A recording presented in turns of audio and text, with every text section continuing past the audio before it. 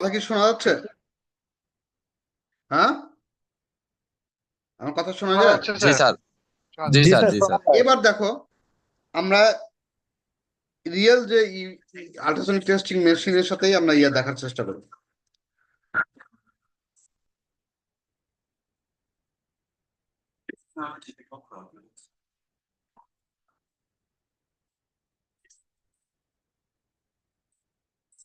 দেখো, এইখানে একটা আমার অবজেক্ট, এটা আমার ইউটিউব মেশিনের স্ক্রিন।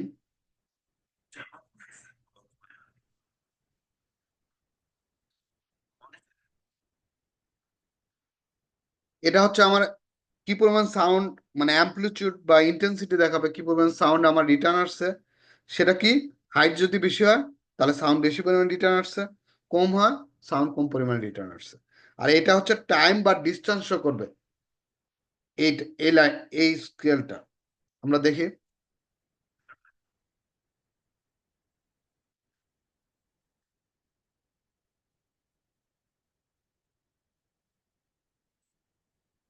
দেখো, এখানে প্রথমে কি করছে, দিছে প্রুফটা ধরছে, ধরার পরে কি হয়েছে, সাউন্ড কিন্তু কোনো রিফ্লেকশন নাই, এখানে কোনো সিগন্যাল নাই। কেন?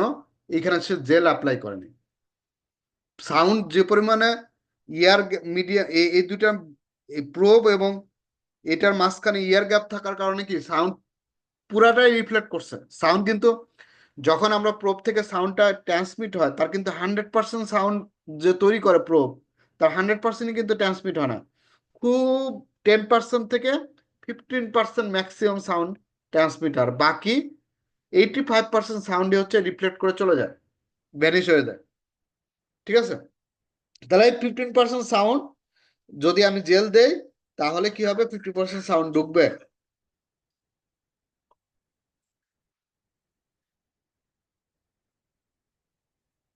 এই যে দেখো, এখন দেখো এটা কি, এইখানে যদি ডিফেক্ট না থাকে তাহলে মনে করবা এটা হচ্ছে আমার, এটা এই ম্যাটেরিয়াল থিকনেসই হচ্ছে এটা, এটা আমার কত, এখানে স্কেল হিসাবে দেখাচ্ছে। আমি একটু পরে এটা আরো ক্লিয়ার হবে। দেখো,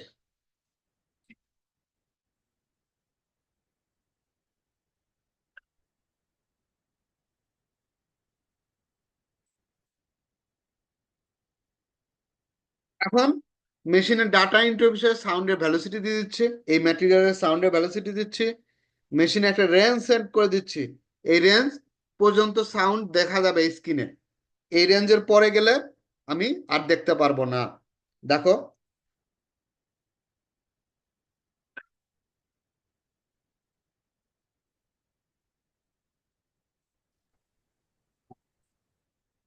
দেখো এখানে রেঞ্জ সেন্স করছি কত, 250। মানে 250-এর পরে কোনো ইকো আসলে, যদি এই ম্যাটেরিয়ালের থিকনেস যদি 200-এর উপরে হইতো তাহলে আমরা কোনো কিছু দেখতে পারতাম না। যদি রেঞ্জ রেঞ্জ 250 সেট করছি আমরা, 250-এর ভিতরে 200 আছে, এটার থিকনেস হচ্ছে 200। দেখো ইজিলি বোঝা যাচ্ছে এখানে কোনো ডিফেক্ট নাই, 200-তে একটা সিগন্যাল আসবে। যদি 200-তে সবসময় যদি সিগন্যাল আসে থাকে তাহলে এর ভিতরে কোনো ডিফেক্ট নাই। কিন্তু 200-র ভিতরে যদি কোনো আসে থাকে তখন কি, তাহলে এখানে দেখতে রেঞ্জ, রেঞ্জ একটা বিশাল ফ্যাক্টর। রেঞ্জ 250 দিছি, আমি যদি ম্যাটেরিয়াল থিকনেস যদি 300 হইতো তাহলে কি এই রেঞ্জের ভিতরে দেখতে পাইতাম আমরা? প্রশ্ন, বলো। যদি আমরা আহ, নেগেটিভ স্যার, দেখতে পারতাম না। তাহলে আউটে চলে যেত। তাহলে রেঞ্জ আমাকে ওইভাবে নিতে হবে, লেস দেন, অবশ্যই ম্যাটেরিয়াল থিকনেসের বেশি নিতে হবে রেঞ্জটা। তাহলে দেখো এখানে আমার ম্যাটেরিয়াল থিকনেস কত, বলো। দেখা যাচ্ছে না মেশিনের স্ক্রিনে? 200, 200। 200। 200।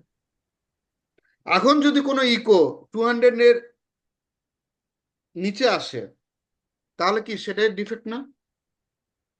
এখানে কোনো ডিফেক্ট নাই, এই জন্য ব্যাকওয়াল থেকে সিগন্যাল আসছে, তার মানে এটা ম্যাটেরিয়াল থিকনেস হচ্ছে 200। এখন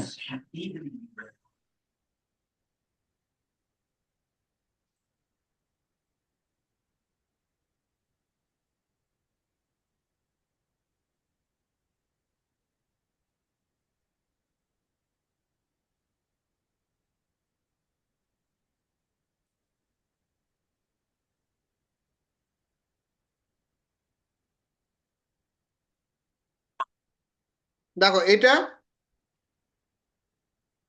এইখানে কি হলো বলো, এখানে কি হয়েছে? কমে গেছে স্যার কত? 140-এর আশেপাশে।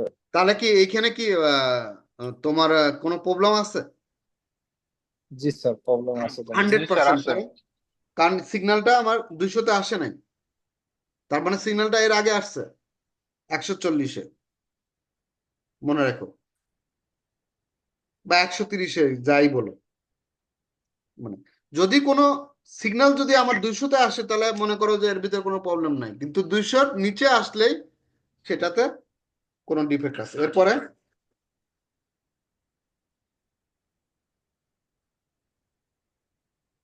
এরপরে কি হলো এবার? কটা ইকো আছে? 2টা স্যার। এটা কি ডিফেক্ট করা আছে তাহলে? স্যার দুইটা দুইটা দুইটা কিভাবে? এটা তো 200-র আগেই দুইটা ওই যে ইকো 200-এর তৈরি আগে হয়েছে। দুইটা আসছে। আচ্ছা, একটা কততে আসছে?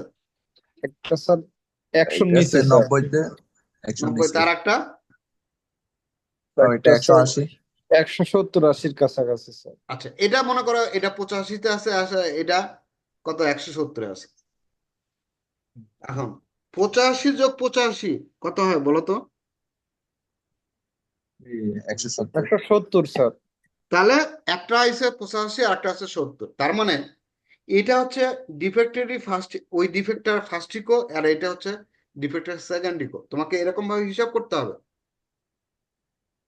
তার মানে আমি যদি একটা টেনিস বল বাম্পিং করি, সে কি একবারই বাম্প করবে? জিঞ্জার টি না। সে বারবার বাম্পিং করবে। দেখো এর কিন্তু এই ডিফেক্টের ফার্স্ট ইকোর হাইটটা বেশি ছিল, ডিফেক্টের সেকেন্ড ইকোর হাইটটা কিন্তু কমে গেছে। তাহলে 85 যোগ 85 কত হলো? 170, যোগ আরো 85 যোগ করো, কত হয়? 255 স্যার। 255। 255, তাহলে আমার থার্ড ইকো আসার কথা ছিল, কিন্তু আমার রেঞ্জ কত দেওয়া আছে মেশিনে? 250। 200। 250। জি স্যার। তাহলে কি 255 যদি আমার রেঞ্জ দেওয়া থাকতো, তাহলে আমি ডিফেক্টের থার্ড ইয়ারটাও পাইতাম, সিগন্যালটাও থার্ডটাও পাই। জি দেখতে স্যার। পাইতাম, কিন্তু রেঞ্জটা আমার কম 255। এখন কথা হচ্ছে, তাহলে আমরা ডিফেক্টের আগের ইয়াটা দেখতে পারলাম না কেন?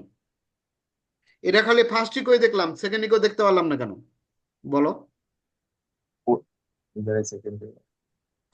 কত দেয়? 100? স্যার ওই যে বেশি হয়ে যায় তো 85 130 এর কাছে বা 30 বা 40-এর হ্যাঁ, কাছাকাছি। ডাবল 130 করলে স্যার যোগ 130 কত হয়? স্যার 260। 260 স্যার। 260। 250-এর আমি বাইরে যদি চলে রেঞ্জ যায়। যদি 260 দিতাম, তাহলে এই ডিফেক্টের সেকেন্ড ইকোটা আমরা দেখতে পারতাম।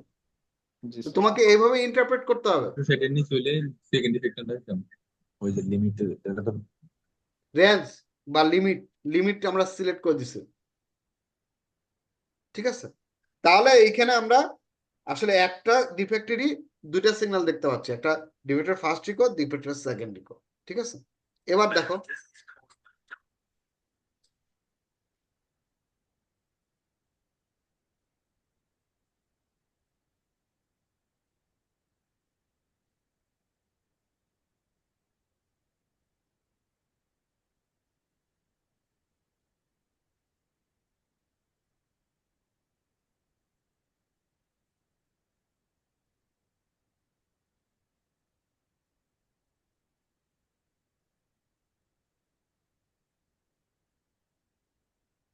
এখানে দেখো, সাউন্ডার যাচ্ছে ফিরে আইতেছে, যাচ্ছে ফিরে আইতেছে। এনার্জি যতক্ষণ থাকবে আর রেঞ্জ যতক্ষণ থাকবে স্ক্রিনের ভিতরে দেখাবে। যেমন টেনিস বল বাম্পিং করতে করতে একসময় কিন্তু এনার্জি পুরা যায়, সাউন্ডেরও এরকম। তাহলে সবাই বুঝতে পারছো জিনিসটা? আল্ট্রাসনিক মেশিনটা কাজ জি করে স্যার। কিভাবে? জি স্যার। জি স্যার। আল্ট্রাসনিক টেস্টিং এর জি একটা স্যার। লিমিটেশনটা কি বলো? স্যার এটা সারফেস ডিফেক্ট রেঞ্জটা নির্ণয় সেট করতে আপ করতে পারে হবে। না। আর রেঞ্জ লিমিটেশন হচ্ছে যে ম্যাটেরিয়াল থিকনেস অবশ্যই 8 মিলি উপরে হলে আমরা টেস্ট করতে পারবো, এর নিচে হলে 8 মিলি থিকনেসের নিচে হলে আমরা এটা আল্ট্রাসনিক টেস্টিং ওই ম্যাটেরিয়াল করতে পারবো না। সেটা কেন করতে পারবো না? সেটার ব্যাখ্যাগুলো আমরা যখন ইউটিউবে যাব ডিটেলসে তখন আমি বলে দিব। আপাতত বুঝতে পারছো জিনিসটা কিভাবে কাজ করে নাকি জি স্যার। জি স্যার। মেশিনটা? তা আজকে আমি এখানে জি শেষ স্যার। করতে যাচ্ছি। নেক্সটে আমরা কত তারিখে জয়েন করতেছি আবার মুরাদ?